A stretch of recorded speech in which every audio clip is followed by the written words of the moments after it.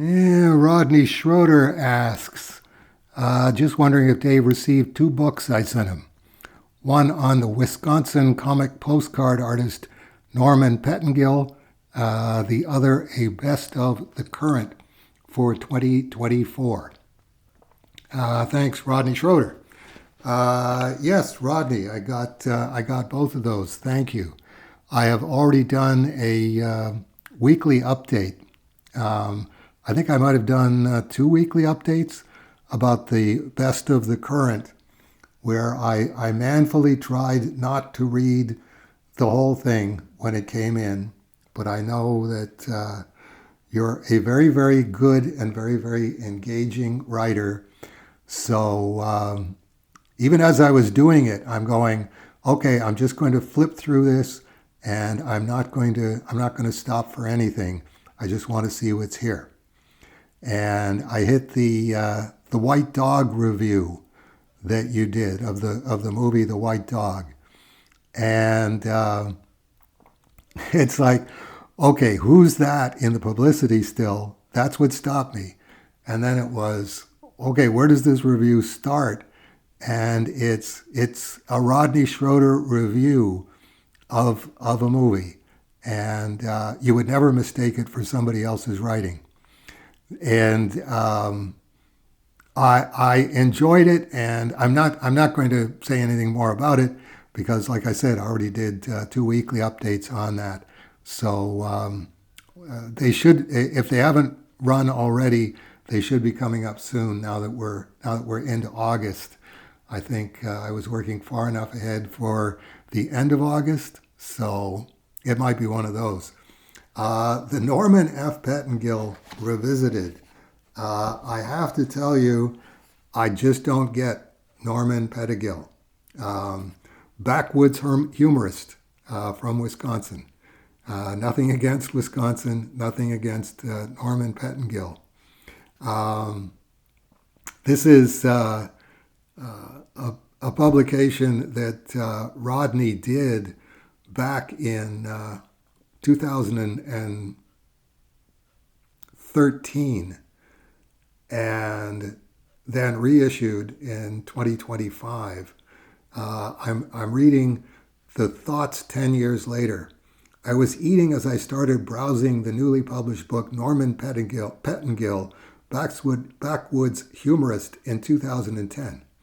Skimming the biographical introduction written by the publisher, I noticed my name and a mention of the article I'd written, a quote, a visit with Norman Pettengill, published in the third issue of Comic Art, summer 2003. About my article, the publisher wrote, "This article was useful but problematic. It is the most extensive single piece found on Pettengill, but it unfortunately contains inaccuracies and internal contradictions or discrepancies. I have made every effort to double-check the accuracy of the alleged facts contained in this piece before using them here." And it's like I'm reading that and I'm going, oh, you're messing with the wrong guy if you think you're going to do that with Rodney Schroeter. The publisher hadn't contacted me for permission to quote my article, so I've returned that courtesy, and I've not asked for permission to quote the above paragraph. What I found most interesting as I sat chewing my food after reading the above comment was my complete lack of response. Early in my life, with less self-esteem and self-confidence, I would have been hurt and defensive. Instead, my thoughts in response were something like, quote, "I know what I did to write that article. I didn't write it carelessly. I played portions of the video of Norman over and over to get the quotes right. I did a lot of online research to verify what he said and to add to the article.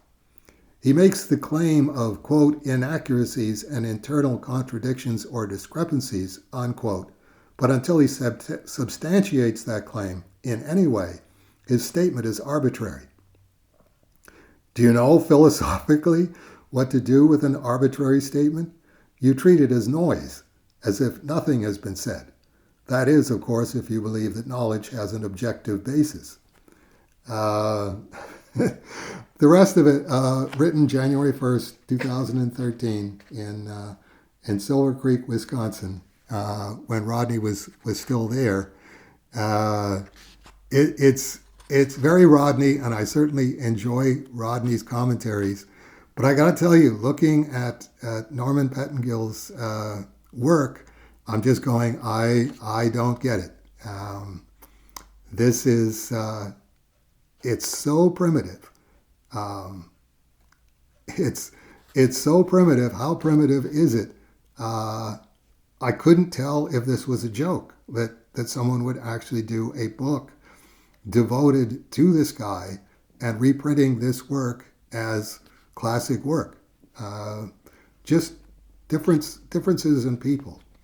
Um, there are great parts of the book. I mean, Rodney, like I say, you're a very engaging writer, and you have an eye to the most interesting elements to put into an article. Um, Norman leaned over and rapped on the drawing table in front of him. How long you think I've had that table? My tongue-in-cheek answer was 88 years, that he'd had it and had been drawing since he was born. He actually laughed. I got it when I worked in Minneapolis in 1926. Before I was married, I worked in an engraving art company, a printing company. A good job. I saved and saved and saved to get married. I was making pretty good money and waited and saved. I came back here and got married. That was 1927. My dad gave us $100 as a wedding present, and I ran back to Minneapolis after our honeymoon and put the $200 in the bank with the others I'd saved. I went back to work, and 10 days later the banks closed. Didn't get a cent back. That was $1,400 in 1927. And I'd go to work and I couldn't concentrate. I couldn't do anything. I got so discouraged. I never liked the city anyway. I just quit my job and we moved back to Iron River. And that was the best thing that ever happened to him, added Louise, his wife. So yeah, it's got great moments in it, but I really I wish I could say great things about Norman F. Bettengill's work, but it just it just seems to me like an enthusiastic amateur who wasn't an enthusiastic amateur at the time. He was making a good living at this. There's another section. Let me shut this off while I look for the other section. Okay, here it is. Talking about on page 9. Talking about his postcards, his postcard business. I started making these postcards. I started out with about 4 cards: the Bear Hunter, Northwoods Tavern, Backwoods Acre, Moron Gulch. I've been at it since 1947. Had they been successful? Oh, they went fine. I've had some awful interesting experiences with those cards in 30 years. But I wasn't very well versed in business. I could have made 3 times as much as I did if I'd known at the beginning what I knew after I'd been at it a few years. I could have charged twice as much for one thing. I'd sell those big cards for $6 a hundred, but now they cost about 14 cents a card to have them printed. I should have had an agent like these big shots. He sold the large 10 by 7.5-inch cards from his home, but he also made road trips to promote them.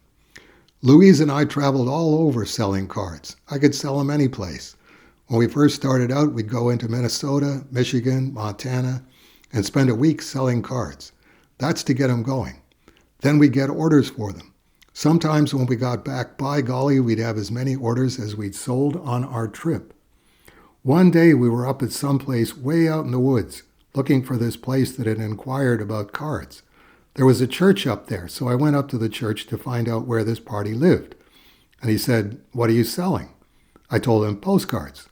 "Can I see them?" he asked. And he bought some. He continued to receive orders. One guy from the north shore of Lake Superior, all summer from May to October, sent for 300 each week. Salesmen would contact Norman from throughout the States and Canada. A salesman in British Columbia who sent cards to Scandinavian countries. once called Norman and ordered 67,000 cards in a single order. I gaspingly had asked how much an order is shipped, how such an order is shipped. Truck. I called the printer and made the arrangements. Didn't even have to touch them. See, the paper for postcards comes in great big sheets. I gave them my order, and then they'd print the cards up and fit 4 postcards right in a box after they were cut. Then they'd use that miner's tape, which was just like iron. A semi-truck came along and picked them up. 67,000. Okay, well, there you go, Rodney. That's as much as I can do, honestly, with Norman F. Pettingill Revisited. Your results may vary.